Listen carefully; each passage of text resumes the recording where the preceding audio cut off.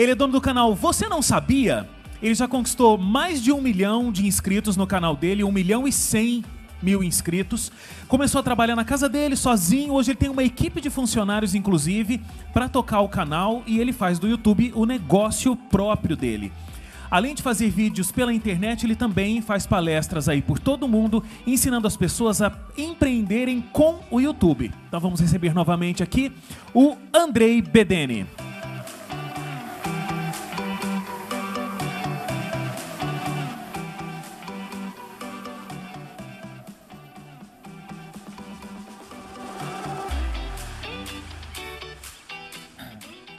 Então, boa tarde a todos. Estamos de volta e agora para falar sobre conteúdo. A minha ideia aqui é fazer um brainstorm com vocês, mostrando vários caminhos possíveis que a gente pode trabalhar no YouTube para produzir conteúdo. Não só no YouTube, a gente pode aplicar isso também na internet em si, se você quiser usar isso para o Facebook, para o Instagram, quiser criar um site de transmissão. Dá para a gente aplicar isso. Então, vamos fazer um brainstorm para mostrar vários caminhos que existem, né? Porque eu também não sei qual é a realidade de cada um, mas assim, usar isso para aplicar a sua necessidade em cima desses conceitos. Então, como é que a gente produz conteúdo para a internet? A gente tem que sempre pensar, antes de produzir um conteúdo, o que as pessoas querem assistir, e o que leva as pessoas a compartilharem um conteúdo. Então, você produz um conteúdo porque você quer passar uma mensagem, certo? Então, eu quero passar uma, você quer passar uma, e cada um faz um vídeo porque quer passar uma mensagem. Agora, você quer passar, o que a pessoa quer receber? O que a pessoa quer assistir? O que leva uma pessoa a assistir o seu vídeo e falar, uau, eu preciso postar isso no meu Facebook, eu preciso mandar para os meus amigos no grupo do WhatsApp, para toda a minha família. O que leva? O que motiva as pessoas? Por que eu estou produzindo esse conteúdo? Essa é uma primeira pergunta que a gente tem que se fazer. Acho que aqui isso é um pouco mais óbvio, né? A gente tem uma missão, a gente quer levar a palavra, a gente quer evangelizar, a gente quer fazer a diferença na vida das pessoas. Então, por que eu estou produzindo? Porque eu quero servir, eu quero fazer algo de útil. E para quem eu estou produzindo esse conteúdo? Isso a gente tem que pensar também, porque faz toda a diferença. Você não pode fazer um vídeo achando que ele vai funcionar para todos os públicos, porque não funciona, e nem para todos os formatos. Um vídeo para TV é diferente, para YouTube que é diferente, para o Stories. Então, a gente tem que pensar o que eu estou fazendo, para quem e aonde esse material vai ser veiculado. Então, vamos lá. O que leva uma pessoa a compartilhar um vídeo? Ou pode ser um texto também, né, os textão do Facebook. O que leva as pessoas a compartilharem conteúdo? Então, esse sou eu, fazendo snowboard. Esse é o meu hobby. Consigo ir uma vez a cada 2 anos, por enquanto. Quem sabe um dia eu possa ir todo mês, não sei, ou morar lá no meio da neve. Mas isso é uma coisa que mexe muito comigo, né? Neve, snowboard, fazer umas maluquices lá na neve. Então, quando eu vejo um vídeo de alguém fazendo uma manobra que eu não consigo, eu falo, uau, um dia eu vou ser igual esse cara. E jogos de inverno, teve agora os jogos de inverno, os caras desciam a montanha e davam uns loop lá, e eu, caramba, será que um dia eu vou conseguir fazer isso? Então, isso mexe tanto comigo que eu quero mostrar para os meus amigos, falar para o meu pai, para a minha mãe, olha só, olha o que ele fez, um dia eu quero fazer uma parada dessa. Provavelmente eu não vou fazer, mas isso mexe comigo. Então, eu quero mostrar para as pessoas aquilo porque eu acho aquilo incrível.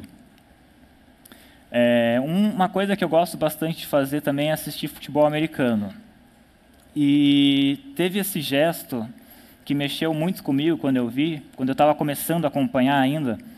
Esse aqui é o time do Carolina Panthers e esse aqui é o quarterback, que seria o jogador que arremessa. E ele começou não seria uma moda, seria um costume, um hábito. Toda vez que o time fazia um touchdown, ele pegava a bola, ele ia até a torcida, procurava uma criança e entregava a bola para a criança. E a criança ficava pulando e tal. Caramba, imagina se o Neymar fizesse um gol, fosse até a torcida e entregasse a bola. Como isso ia mexer com a criança? como ela ia ficar? Aquilo ia mudar o dia dela. Às vezes ela, sei lá, ela veio de uma semana complicada, não sei, os pais podem estar se separando em casa, vários problemas, ela vai para o estádio para ter algum momento de lazer, de entretenimento, e de repente o principal jogador vai até ela e leva a bola. Aquilo com certeza deve marcar muito aquela criança e todas as que eles fazem. E eu falei, tem uma mensagem nisso, não é só um esporte, eles têm uma noção, um senso, né, de comunidade, lá nos Estados Unidos, de devolver para a comunidade aquilo que eles receberam. E isso mexeu muito comigo, eu quis compartilhar isso com as pessoas. Esse vídeo também eu quis compartilhar. O Johnny Depp, não sei quem viu esse vídeo, ele se vestiu de Jack Sparrow e ele foi num hospital para visitar as crianças. Ele poderia ter ido normal, de Johnny Depp, mas ele sabia que se ele fosse vestido de pirata, as crianças iam ter outra reação.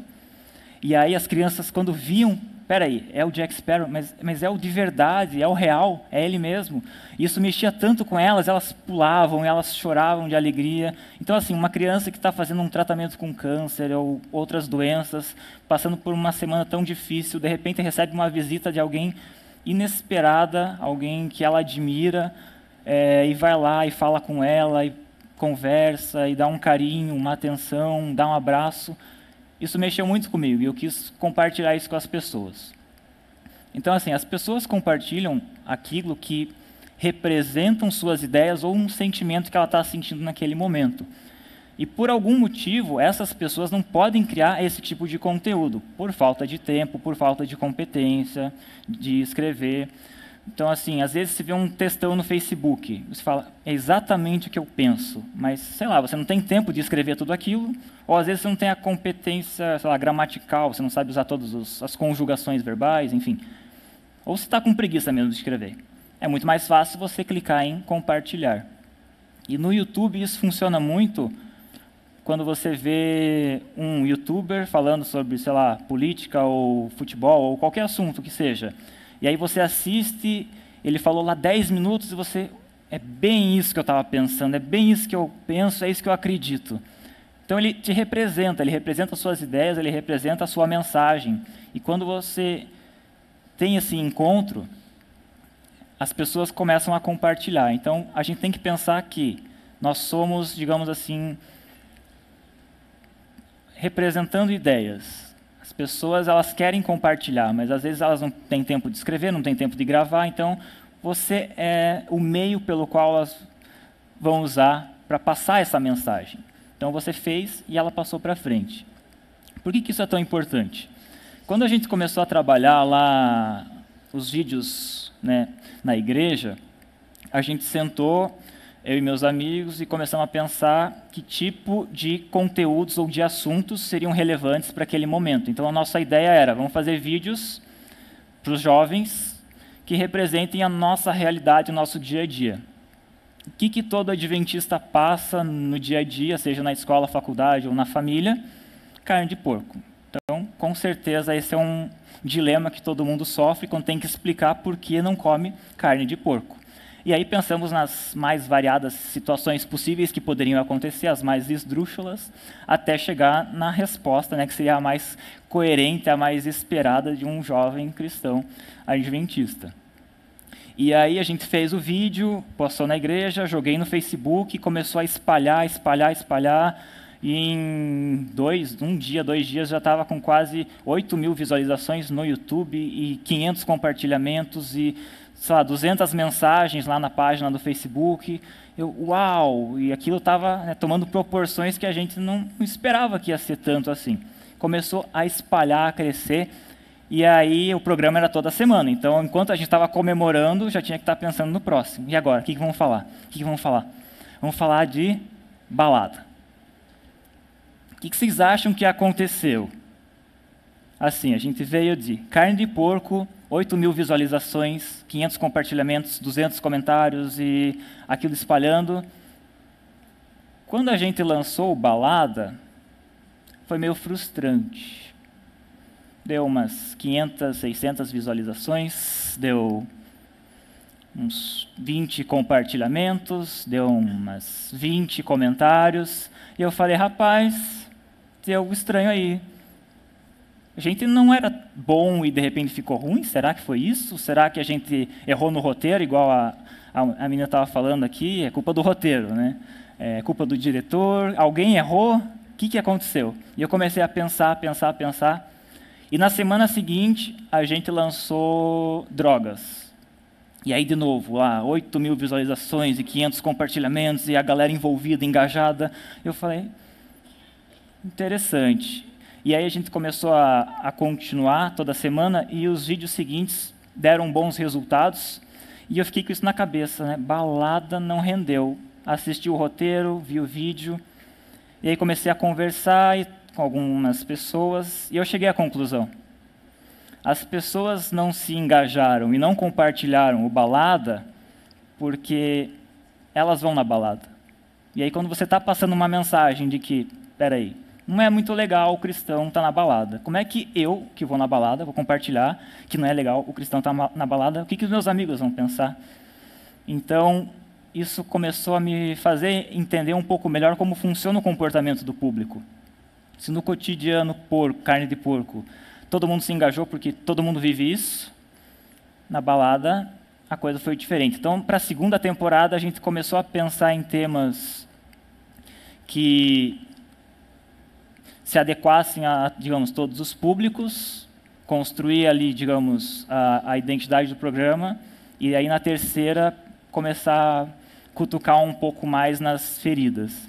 Mas isso é interessante. Então, às vezes você vai fazer um vídeo na sua igreja, enfim, e não vai dar resultado. Às vezes o problema não é necessariamente porque ficou mal produzido, mas é por causa que a mensagem incomodou demais ou a pessoa não quis se envolver naquilo. Então aqui a gente entendeu o que leva as pessoas a compartilharem conteúdos. Então se eu estou envolvido em algo, eu não vou querer passar aquilo para depois me julgarem, como no caso da balada. E foi bem interessante esse caso, porque eu até conversei com alguns amigos meus da igreja, que eles falaram isso. Tipo, eles falaram, rapaz, eu não posso compartilhar, né? Porque você sabe que eu tenho meus pecados escondidos, que não são tão escondidos.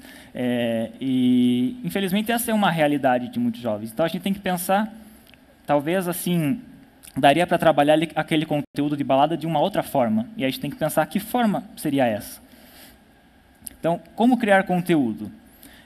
Existem muitas formas de se criar conteúdo, mas eu separei 4 que eu acho que são as mais comuns e mais fáceis de serem adaptadas no dia a dia, principalmente numa correria, né, que todo mundo tem a vida corrida e tem que entregar relatório e cumprir metas e prazos. Então, 4 que eu acho que são mais simples.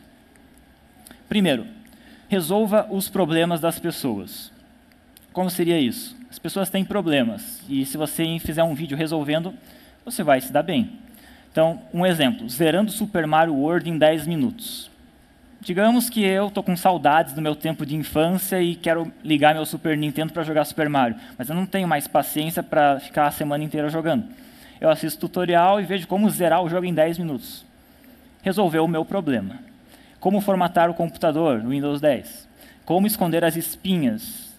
Acho que funciona, não sei. Nunca tentei. Tutorial rapidinho. Quanto tempo? 5 minutos. Resolveu um problema de muita gente. Então aqui eu tenho o caso do pastor Vitor BJ. Não sei se o Omar está aqui. Não estou vendo. Mas ele também participou desse projeto nos bastidores, conceituando também. O pastor BJ ele resolve um problema. Por quê? Porque a gente sabe que a realidade da nossa igreja, infelizmente, é que muitos jovens não estudam a lição da escola sabatina durante a semana. Chega sexta-feira, você tem que ler rapidamente ali para o sábado. Às vezes você é professor de escola sabatina, passou a semana, não estudou e tem que revisar no sábado, na sexta-feira à noite, para passar no sábado. Então aqui a gente tem um problema que é resolvido. Você tem a lição da escola sabatina, resumida, de uma forma rápida, simples, divertida, e muitos jovens que não estudavam a lição agora pelo menos assistem o vídeo. Já é um avanço. Pode ser que com o tempo eles comecem a se interessar em também estudar a lição, porque só isso já não satisfaz mais eles, né? É pouco conteúdo, agora eu quero me aprofundar mais. Então aqui a gente resolveu um problema. 2. Fale de algo com exclusividade. Vamos lá. O meu canal, por exemplo, esse é um vídeo que eu fiz Scooby-Doo. Não achei nenhum vídeo ainda no mundo que seja parecido com esse, que seria um documentário sobre o Scooby-Doo, de como surgiu o desenho, os bastidores, por que ele foi criado. Então é um conteúdo exclusivo, as pessoas só vão achar no meu canal, e até se for estrangeiro só vai achar no meu canal. Então eu tenho um grande diferencial. Quando saiu as Olimpíadas, todo mundo falando de Olimpíadas, você tem que pensar fora da casinha, né, da caixa. O que todo mundo está fazendo? Beleza, o que eu posso fazer que ninguém está fazendo? E aí eu falei de esportes bizarros que tiveram há muito tempo atrás e que não existem mais nas Olimpíadas, tipo tiro ao pato, que é até usado na foto ali. Era um esporte das Olimpíadas, então isso desperta a curiosidade no momento, né? Hoje em dia esse meu vídeo está morto, mas naquela época ele bombou. E eu peguei todos os jogos do Mario e pus numa ordem cronológica, uma coisa bem maluca. Então, assim, falar de algo com exclusividade, pensar o que está todo mundo falando, esse é o assunto do momento, que é até o próximo tópico, né? Aproveitar o hype, que a gente diz, é um termo para dizer assim, o que está bombando no momento. Hype, né? Assunto do momento que está em alta. Então, quando saiu o Pokémon GO, todo mundo falando, fazendo tutorial de como que joga, eu pensei, o que ninguém está fazendo ainda que poderia chamar a atenção para as pessoas me assistirem? Aí eu coloquei lá, como ganhar dinheiro com Pokémon GO, porque daí eu pego um público que quer jogar Pokémon GO, é um público também que é empreendedor, que quer achar uma forma de tirar uma renda extra no fim do mês. Aí eu fiz uma super pesquisa lá para achar que várias formas você tinha para ganhar dinheiro com Pokémon GO. Por exemplo, tinham pessoas nessa época que bombou, que estava todo mundo jogando, ia todo dia lá na praça. Tinham pessoas que compraram vários carregadores USB, já viram? E aí elas iam e alugavam o carregador USB para a pessoa poder ficar jogando na praça. Alugava lá por R$5, meia hora. É uma forma que as pessoas acharam. Outra forma que as pessoas acharam é, você quer jogar, mas não tem tempo. Então você me dá teu celular, eu jogo para você, e aí eu pego vários Pokémons, depois eu te entrego. Não sei se é tão divertido assim, mas enfim. Eu achei 20 formas diferentes, e eu lancei o vídeo e deu certo, porque eu peguei vários públicos, e eu fiz o que ninguém estava falando naquele momento. Carreta Furacão, muito legal. Bons tempos. Então, em 2016, viralizou, todo mundo falava disso, virou meme em todas as páginas, e um monte de gente fazendo vídeo de Carreta Furacão, e eu pensei, o que ninguém está fazendo ainda? Pô, ninguém fez um vídeo contando a história da Carreta Furacão, como surgiu e por que são esses caras fantasiados e de onde veio a ideia e tal. E aí eu fiz um vídeo explicando toda a história e bombou, em uma semana deu quase 500 mil de acessos, porque era o assunto do momento e porque era algo que ninguém estava falando naquela hora. Outro assunto, quando o Trump foi eleito, foi a semana de eleição, estava todo mundo compartilhando lá a notícia de que os Simpsons já tinham previsto que o Trump ia ser eleito. Aí eu falei, rapaz, eu sei que isso não é verdade. Aí eu fiz um vídeo explicando que não é verdade. E o vídeo também bombou naqueles dias. Inclusive, o episódio que está na foto ali, ele foi lançado um mês depois da cena do Trump levantando a mão. Mas as pessoas compartilham as coisas sem checar as fontes. Então, um monte de gente falando, os Simpsons previram. Não, já tinha, foi depois do episódio. E aqui é uma coisa interessante da gente pensar e refletir, né? Como usar o assunto do momento a nosso favor.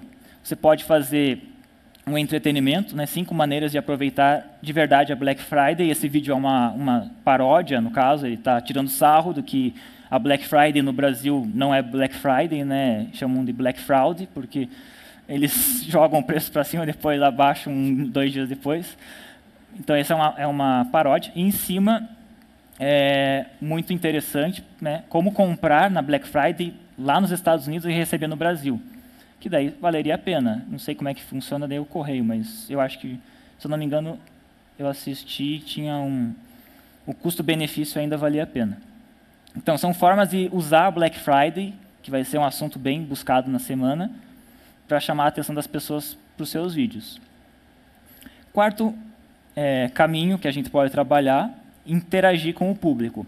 E isso é muito importante para a construção de uma comunidade, né? Porque um canal ele vive porque ele tem uma comunidade. Inclusive, hoje em dia, uma nova tendência que está surgindo é você criar grupos no Facebook com os fãs do seu canal, né? Então, assim, as pessoas... Porque, assim, geralmente os fãs do meu canal, eles se encontram quando? Quando eu lanço um vídeo. Aí todo mundo começa a conversar e interagir e tal. Mas e quando eu não estou lançando vídeo? Onde que essas pessoas estão? Como é que eu mantenho contato? Muitas vezes a fanpage está difícil porque o alcance tem ficado cada vez menor, né? Está difícil trabalhar com Facebook com páginas, a não ser que você pague. Aí você vai manter o seu alcance.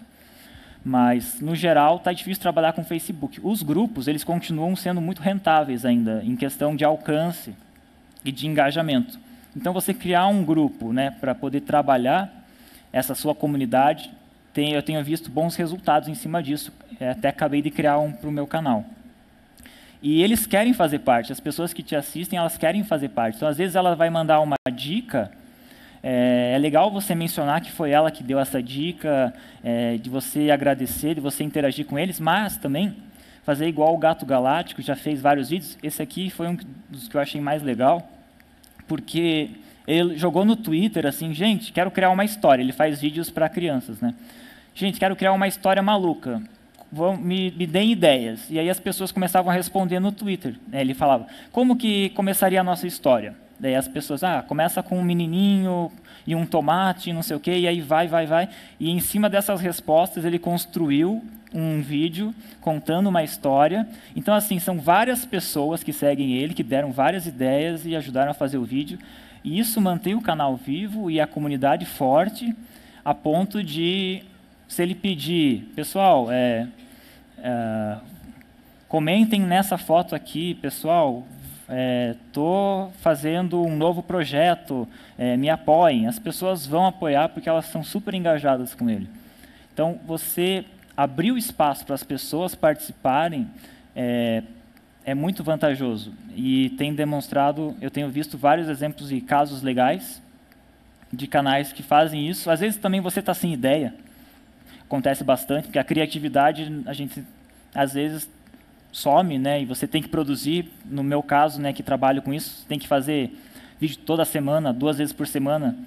Às vezes você está sem criatividade, e aí você joga lá, pessoal, vamos fazer um vídeo junto comigo, me deem ideias, eles vão achar o máximo. Eu já fiz algumas vezes, mandando perguntas e respostas. Então, pessoal, manda a pergunta que eu vou responder. Aí recebe um monte de pergunta. E no outro, quando eu mudei de estúdio, eu fiz um vídeo falando, pessoal, esse aqui é o último vídeo no estúdio, então deem adeus, deem tchau, nunca mais vocês vão ver isso. E comentem aí quais foram os vídeos mais legais que vocês acham que eu fiz aqui nesse espaço. E aí triplicou, quadruplicou a proporção de comentários. A minha média, digamos, se era 100, nesse vídeo foi 400 comentários. Foi muito legal. Então, às vezes, você fazer ali, quando você está fazendo o roteiro, você pensar como que eu posso interagir com o público para eles se engajarem mais. Então, dar ideias para o próximo vídeo, ou dizer qual vocês mais gostaram. São várias possibilidades. Então, aqui o exemplo que eu dei também, quando eu fiz não sei quem estava de manhã, que eu mostrei, vou repassar só rapidamente. Quando saiu o trailer da Bela e a Fera, que bombou, eu fiz um vídeo então comparando se o novo filme da Disney ia ser realmente igual ao live action. Então aqui eu tenho 3 coisas. Eu tenho um problema, porque as pessoas estavam se perguntando, né? E aí, será que o novo filme da Bela e a Fera é realmente igual ao desenho dos anos 90? Então eu tenho um problema. A exclusividade, porque ninguém tinha comparado ainda o filme dos anos 90 com o novo que ia sair. E eu tenho hype, porque era o trailer mais visto da história da internet, era o assunto da semana. Então eu tenho 3 caminhos que eu consegui resolver com um vídeo só. E aí aqui a notícia, eu fiz o vídeo lá e aí deu, né, o pico de visualizações no dia, e depois ele voltou. E quando lançou no cinema, o meu vídeo voltou a ser relevante e depois morreu. Então a gente tem que pensar como que a gente consegue fazer isso. Se você conseguir achar uma ideia que vai resolver 3 problemas num vídeo só, a probabilidade do seu vídeo espalhar é muito grande. Porque as pessoas elas estão com um problema, só você tem esse vídeo, esse conteúdo, e é o assunto do momento. Então, a probabilidade de dar certo, de ser um sucesso é muito grande. Agora, como fazer isso? Tem que exercitar, você tem que estar ligado, né, nas notícias, entrando no Facebook, vendo o que as pessoas estão compartilhando, qual que é o assunto, qual que é o trending topics do Twitter de hoje, qual foi o mais falado dessa semana, buscando no trending do Google quais foram as coisas mais buscadas, para você trabalhar para ver se sai alguma ideia, né, do como que a gente pode usar tudo isso que está sendo falado agora para passar a mensagem. E a gente tem que ter também essa noção, né? Cada meio ele tem a sua linguagem. Não adianta fazer um vídeo que você vai usar no cinema, na TV, no YouTube, porque não vai dar certo. Gosto de usar o exemplo do Castelo Rá-Tim-Bum, que é da minha época. Se você assistir Castelo Rá-Tim-Bum, o episódio de TV, e depois você assistir o filme, você vai ver que são duas linguagens totalmente diferentes. Linguagens na forma como os atores eles interpretam, uma linguagem na textura da imagem em si, sabe, na qualidade técnica. O episódio da TV ele é muito mais colorido, o filme ele tem tons muito mais azulados. Então, assim, muda a linguagem de roteiro, muda a linguagem visual, muda tudo.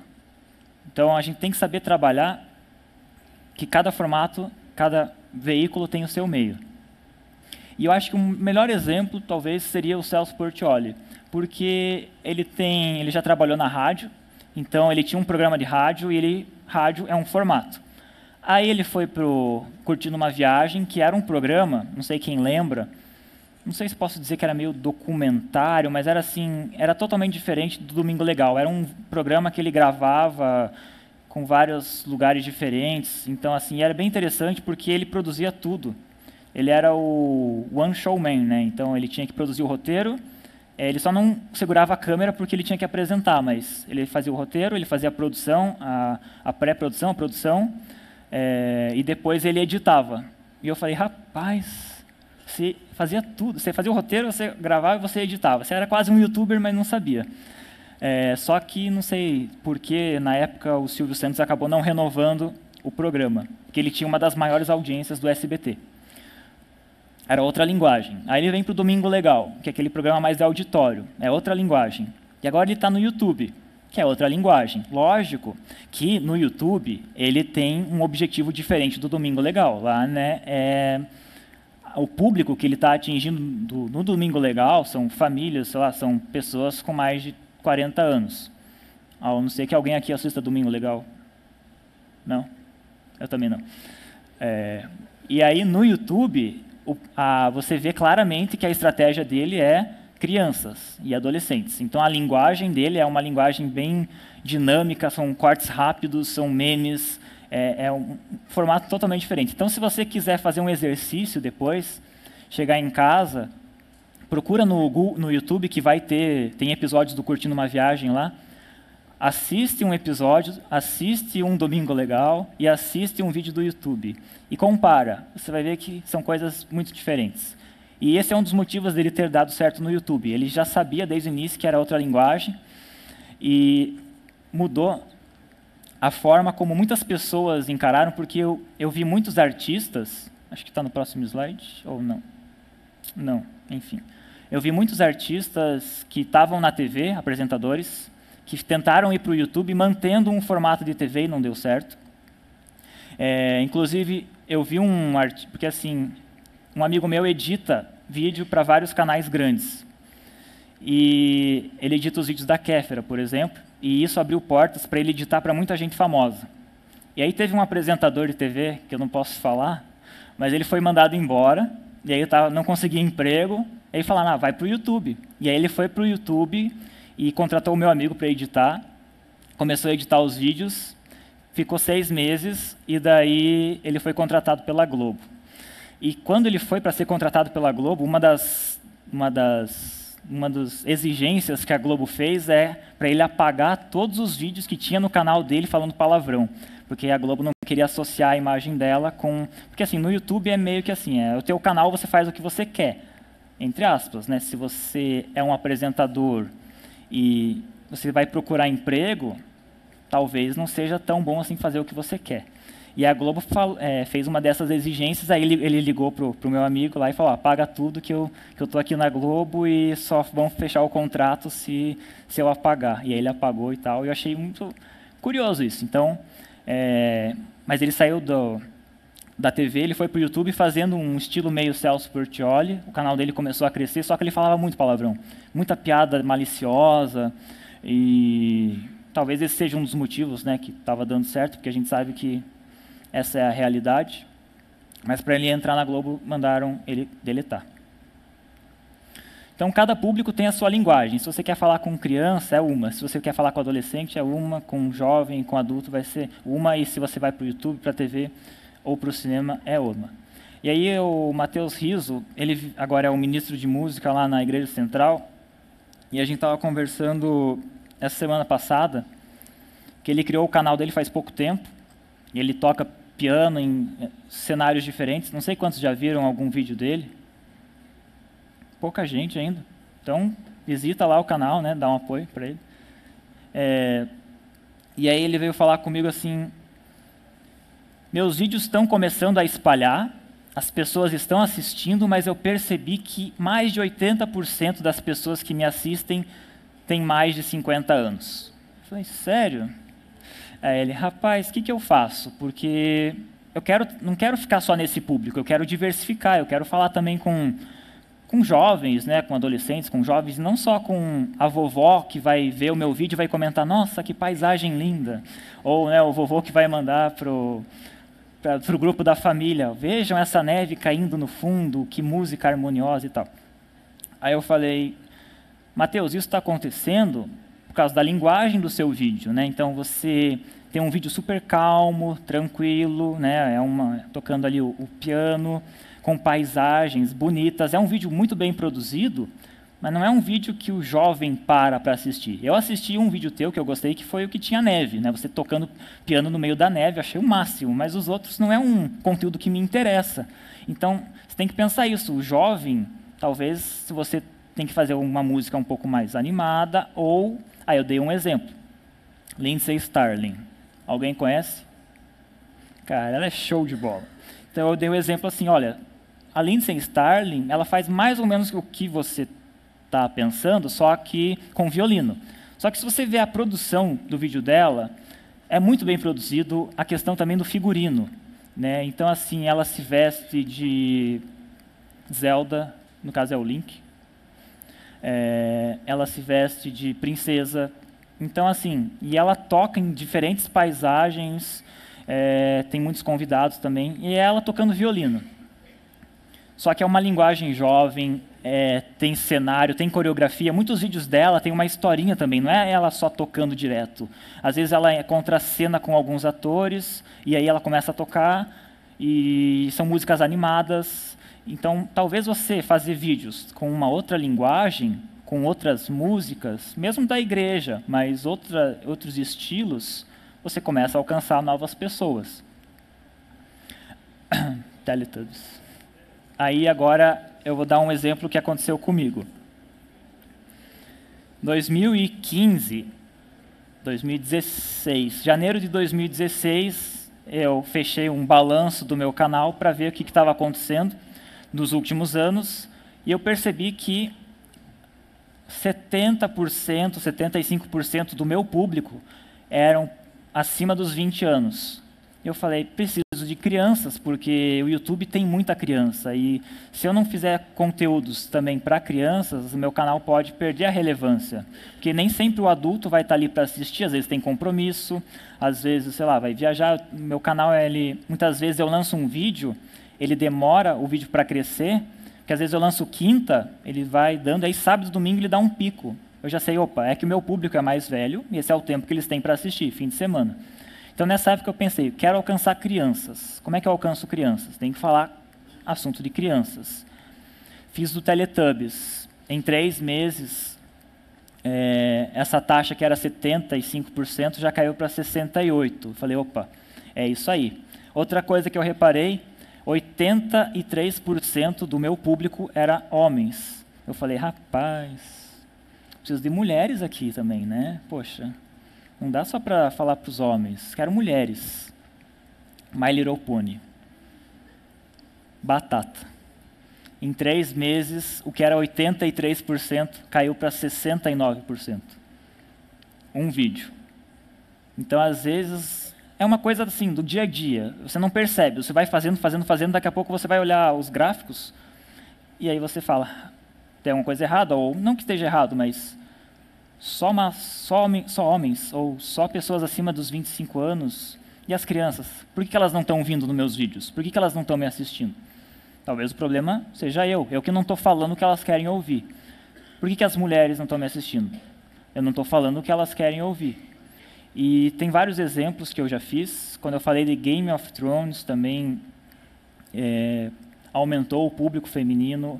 E eu fui percebendo que não é só a linguagem, não é só a roupa que você veste, mas a escolha do assunto também muda muito quem está assistindo o teu vídeo. Então, assim, criar conteúdo exige estratégia e planejamento. Como eu falei lá de manhã, às vezes eu sei que é correria e a gente tem que pensar e cumprir prazos e metas, mas se você conseguir sentar assim, e fazer um planejamento dos próximos 6 meses, quero começar um trabalho na internet, que tipo de trabalho eu quero fazer? Né? Porque, assim, às vezes, tudo bem, você vai gravar um vídeo gravando um sermão, é uma coisa. Você vai gravar um vídeo cantando um hino, é uma coisa. Geralmente são os cristãos que vão procurar esse tipo de conteúdo. Mas e como a gente alcança as pessoas que estão fora, que não estão buscando por isso? Como que a gente alcança essas pessoas? Aí você tem que ter uma estratégia, um planejamento. Pensar, né, o que eu vou fazer? Como é que eu vou falar com skatistas ou surfistas? Ou como é que eu vou falar com as crianças que não veem mais TV? O que elas estão consumindo? Como é que eu posso atingir elas? E se você cria uma estratégia, fica mais fácil de você agir, porque você consegue fazer uma melhor pré-produção, uma melhor produção, consegue fazer um melhor roteiro, você tem mais tempo também, e aí também, se surge um assunto do momento, você está mais preparado para entrar em ação e fazer esse conteúdo. Então, relembrando, né, por que eu estou produzindo esse conteúdo? Por que eu estou fazendo isso? Qual é o meu objetivo? Quem eu quero alcançar? Qual o resultado eu espero disso?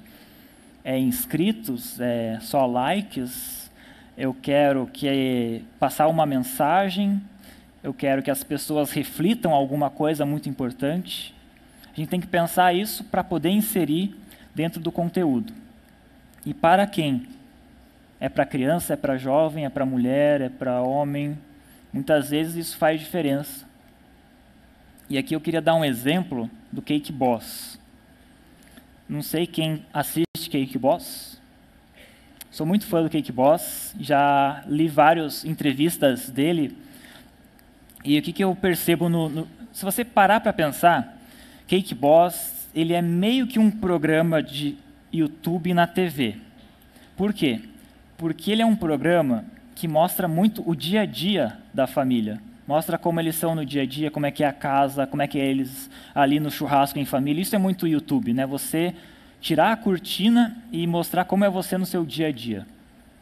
Você não fazer aquela coisa maquiada ou encenada. O YouTube ele funciona muito quando o Whindersson faz vídeo sem camisa, né?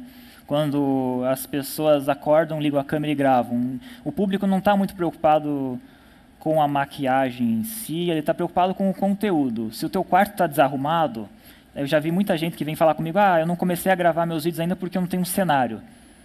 O público não está preocupado com o cenário, não está preocupado se tua cama está desarrumada ou não, ele quer um conteúdo, ele quer algo que entretenha ou que passe uma mensagem. Então é mais importante você entrar em ação e fazer do que se preocupar com detalhes que são secundários, né? E eu vejo muito no Cake Boss, ele tem esse trabalho a produção do programa, né? Mostrar como é o dia a dia, como eles são e tal.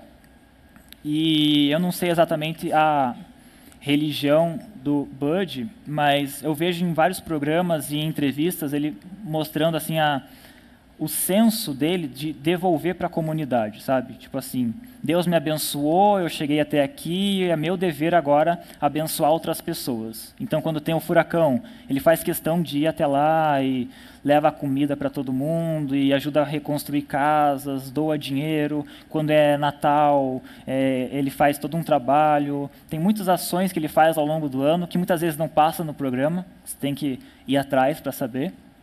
Então eu vejo que ele tem um senso de missão muito legal, de devolver para a comunidade, ele tem essa preocupação assim, cheguei até aqui, fui abençoado, então agora o meu dever é abençoar outras pessoas.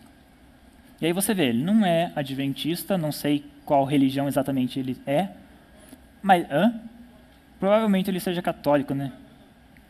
É, verdade, família italiana. E ele já foi tem um episódio que ele vai numa paróquia lá para ajudar os sem-tetos. Então, assim, mas ele está dando um testemunho. E ele é uma pessoa que está impactando e dando um exemplo a ponto de, assim, ele vira um influenciador, né? Um formador de opinião, um influenciador, a ponto de, se um dia ele falar qual é a religião dele, eu vou querer saber um pouco mais, porque eu admiro muito a pessoa dele. Eu quero saber por que ele é assim, do jeito que ele é. Né? Por que ele faz essas coisas? Então, quando você começa a produzir conteúdo e você vira um centro das atenções, você tem essa responsabilidade também. Então, se o Bud falasse alguma coisa, o que ele falar, eu tenho uma tendência muito grande a querer ouvir o que ele vai falar. Posso concordar ou não.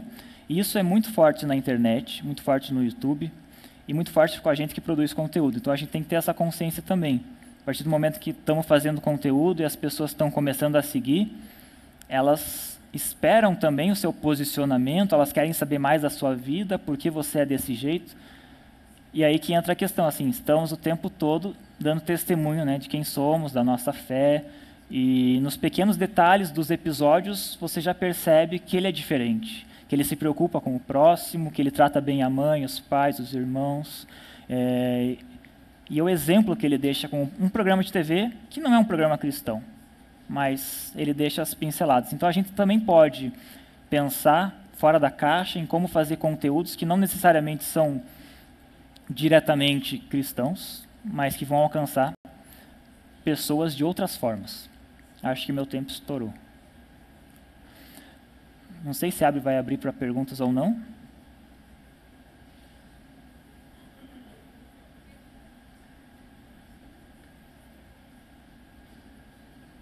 Se a gente tiver alguma pergunta, é que a gente vai ter as oficinas agora, e aí, não sei, produção, a gente vai ter espaço para pergunta? André, então vou te agradecer pela segunda vez. Muito obrigado pela sua participação. Obrigado. Salve de palmas para o André.